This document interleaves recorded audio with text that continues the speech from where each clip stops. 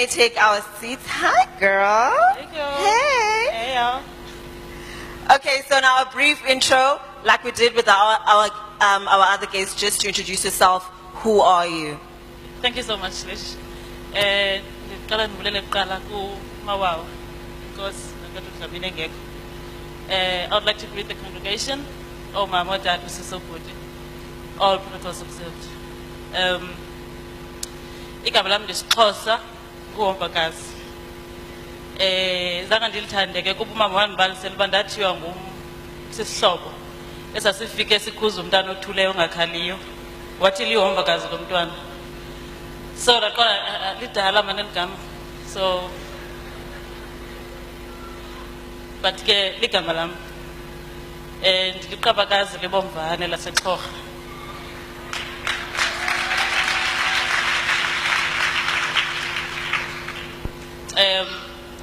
I've been raised by a widowed mother. Manyazi uThahla uMafako, Hlamba kwabende, Nqandeka. Ndikhula siba yi-4. Ubhuti wami wokuqala, uSikhosana Nqandeka. Alandelwe nomxolisi Nqandeka, sister wami. Kulandele mna, uZilasibona Oluntu. Sikula,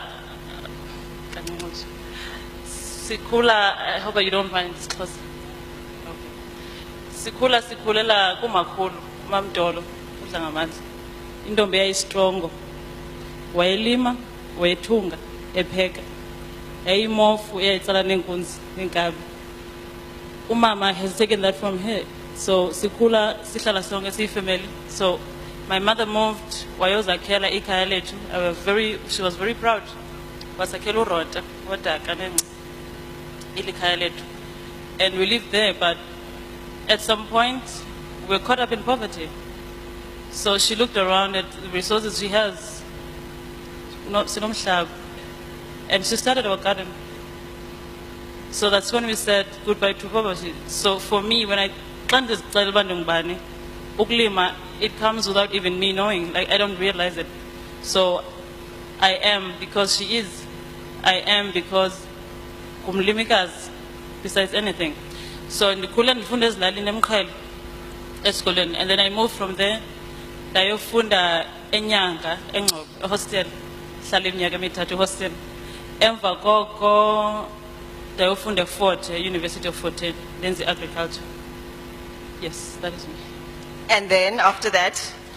Okay, and then after that, again it started with a teacher. Because when I finished my BSc in agriculture, crop and soil science, I'm an agronomist.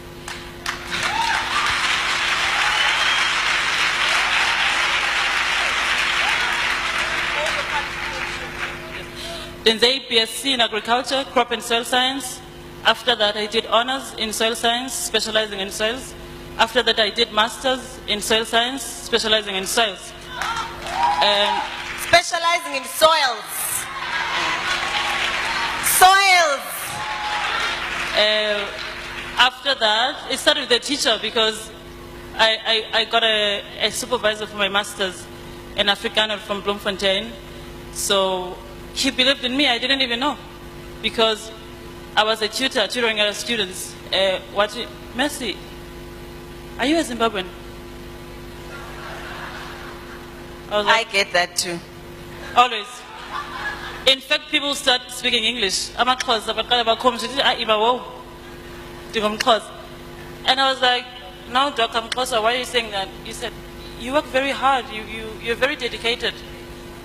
And I was like, wow. So he gave me something to work towards to. That is delivering to what he has declared upon me. And then he gave me a scholarship for my master's. I had a scholarship. I had a job. I had another scholarship in my master's. And under his wing, because he believed in me, I saw myself. But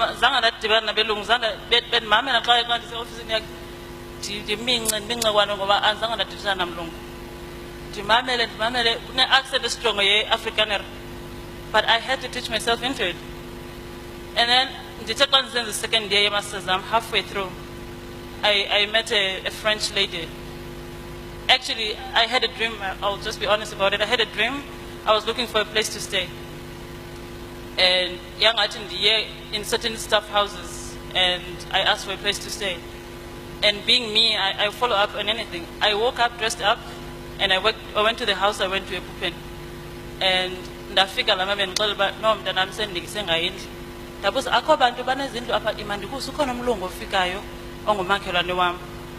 Ndakusa kuye ndibuza bakana ndawo na. Ndafika engekho ilungiswe indlu. Ndathi ndizayomkhangela apha khoyo ofisini yakhe. I was dressed in Xhosa regalia, ndinxibe isiXhosa.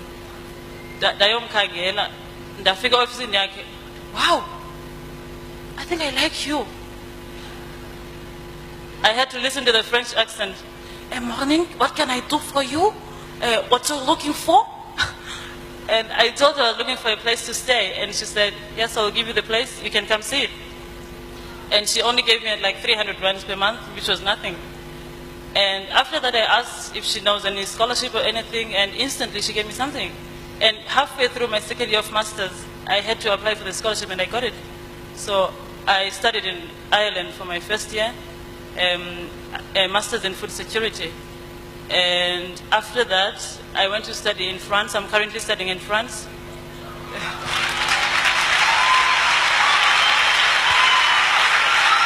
Thank you, thank you.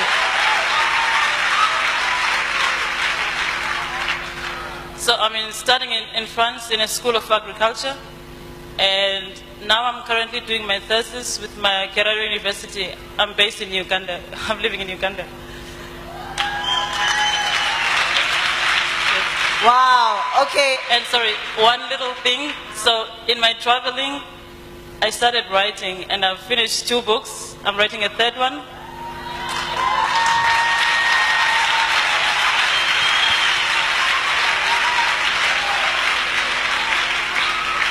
I need to publish the book, Doctor. Thank you. Yes. Yeah. Okay, Mercy, now you are a female. What inspired you to do agriculture? Because we know that not many females go to that field. And also because there's a stigma around agriculture because it's like a layman's kind of, kind of field. So what was it in you that said this field instead of all the others? I think it goes back to the way I was raised, to my mother and my grandmothers.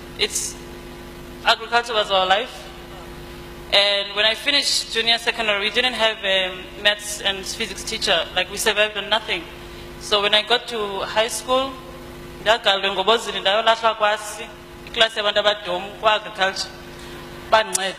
Hey!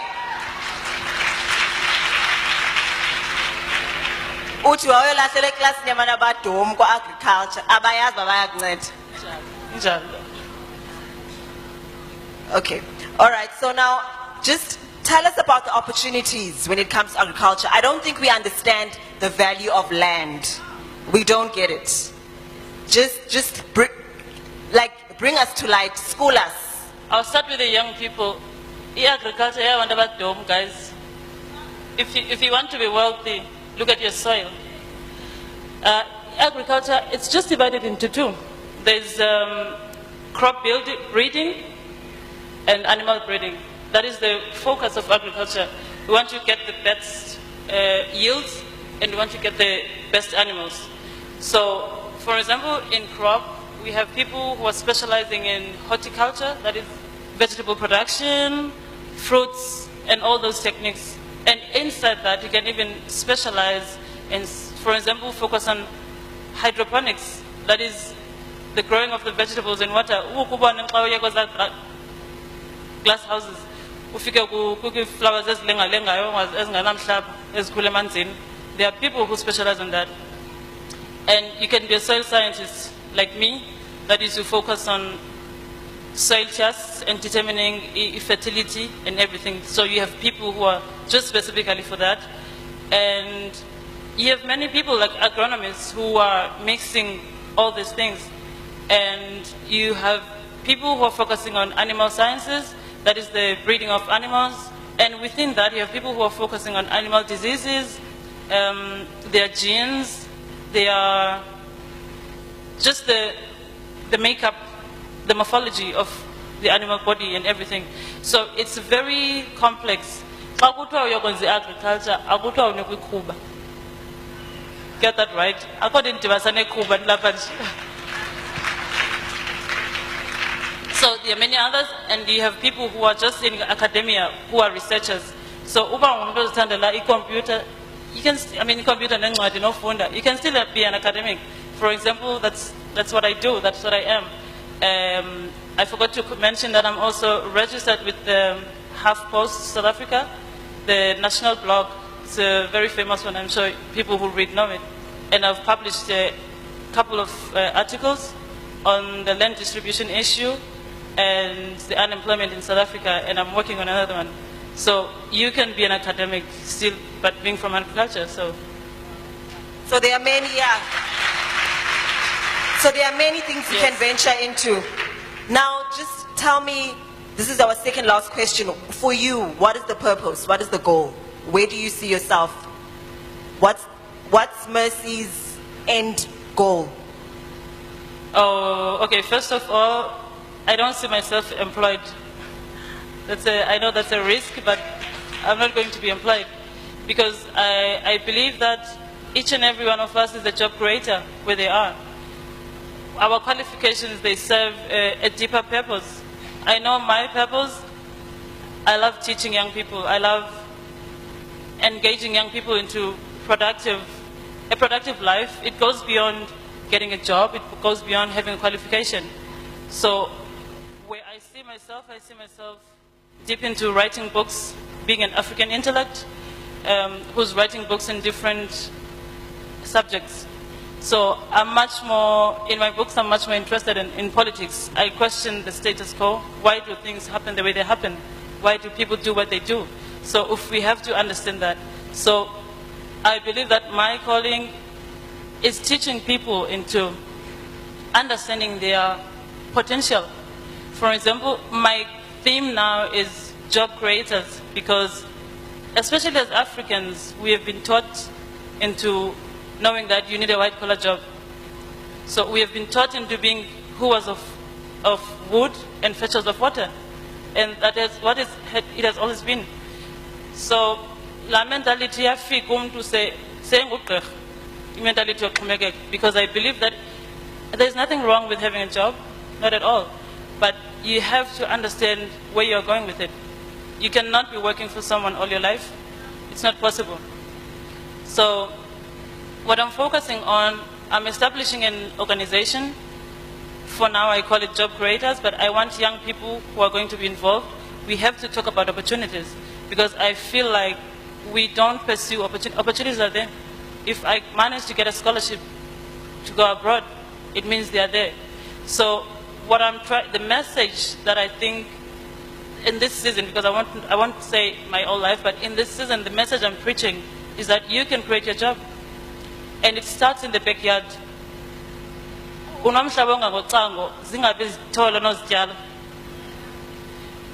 do we buy everything as Africans? Why are we so poor? I normally say Africa is rich beneath its soils with diamonds, gold, you name them. But we are the poorest people. I've never seen such a poverty like in Uganda. Like my heart bleeds when I walk around, when I see people around. People are starving, but people have land. I normally say that the poverty of Africa, it's in the mind. It's just in the mind.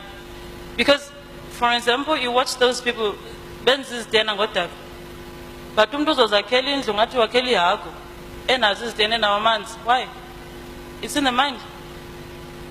It's a shame because when I travel, I've been to Morocco, in these African countries. When I travel, I make sure that I want to go Ilal, Zelal, because I want to see the livelihoods. What do people do? How do they do it? And the West has sensitized us into being charity cases. And we have to get rid of it. We don't need their clothes. We don't need their food. We don't need their food parcels. All we need, we can grab their scholarships while we create ourselves. And we will create those scholarships. Because Africa should educate Africa.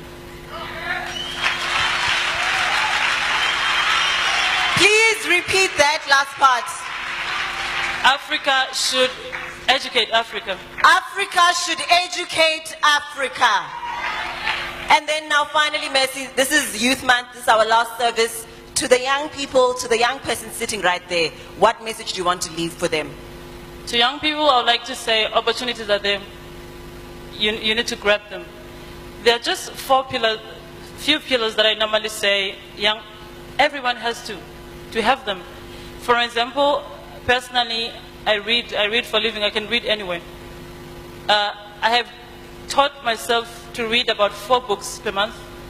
I squeeze myself, whether I want to, whether I don't want to, but I have to read and finish those books, even if it's boring or anything. So we have to shift our focus on social media because it's killing us.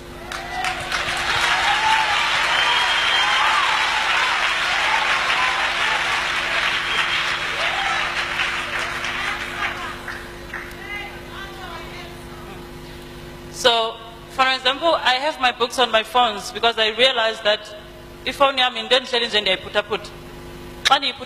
immediately when I want to open social media, I switch, I go to my files, open a book and bore myself.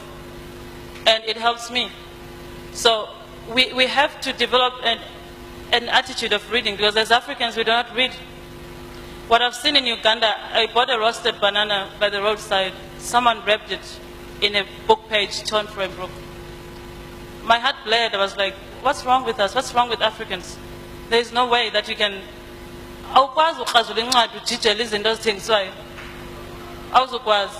So we have to instill it. I wish I could stress that more to young people. And another thing is young people, we have to choose the roads less traveled. Because you have to force yourself into a hard work. I would never have made it through my first year. It was overwhelming. I was living in a different country, in a Western country. And as a black person, although racism is not like South Africa, but you still feel it.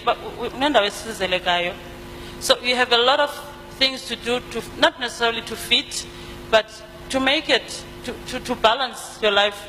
So you have to push yourself beyond.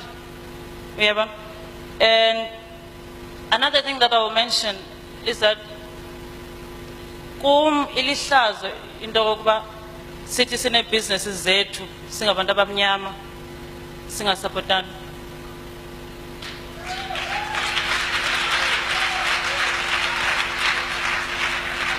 But why are we not supporting each other? Because sometimes we are not competent, we are not excellent, we don't care about time. So those are the things. If you want me to spend my money that I work for on you, you have to make sure that the service that you are giving me is excellent.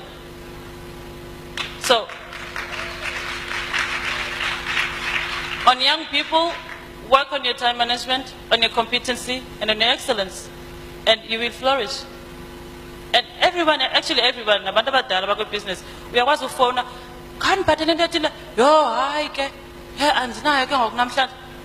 I mean, you said you're providing the service. And I will close it by saying for everyone, customer service is the main thing that we're lacking in Africa. Customer service in Africa. Yeah. That's the worst thing. Yeah. So we have to focus on that. I was in the airport in Ethiopia when I was coming back, and I just entered a shop just looking at clothes and everything. In the phone, giggling on the phone. I was like, I'm just going to take myself out of this shop because I can't stand it. So imagine if, as Africans, we have to serve the world because we have tourists and people from the world who come. So we have to work on it. We have to take ourselves seriously first. Yeah. Thank you. Wow, ladies and gentlemen, a standing ovation. Thank you so much.